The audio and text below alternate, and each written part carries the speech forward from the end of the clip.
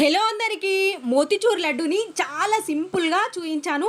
ఇదివరకు ఎవ్వరూ చూపించి ఉండరు. ఇంత సింపుల్గా మనం మోతిచూర్ లడ్డూని చేసుకోవచ్చని నేను చేసిన విధంగా మీరు ఒక్కసారి ట్రై చేయండి. ఖచ్చితంగా మీకు మోతిచూర్ లడ్డు చాలా టేస్టీగా వస్తుంది. ఇప్పుడు రాఖీ పౌర్ణమి వస్తుంది కదా, మీ అన్నలకి తమ్ముళ్ళకి ఇలా మోతిచూర్ లడ్డు ఇంట్లోనే చేసి సర్ప్రైజ్ ఇవ్వండి. చాలా అంటే చాలా సర్ప్రైజ్గా హ్యాపీగా ఫీల్ అవుతారు. బయట బేకరీలలో మనం వందలు పెట్టి కొనుక్కొచ్చుకోవడం కంటే స్వీట్స్ ఇలా చేసి పెట్టండి, చిటికెలో అయిపోతుంది.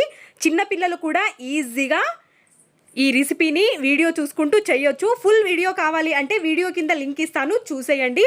అలాగే నా ఛానల్ని సబ్స్క్రైబ్ చేసుకోండి, పక్కనున్న గంట సింబల్ని కూడా క్లిక్ చేయండి.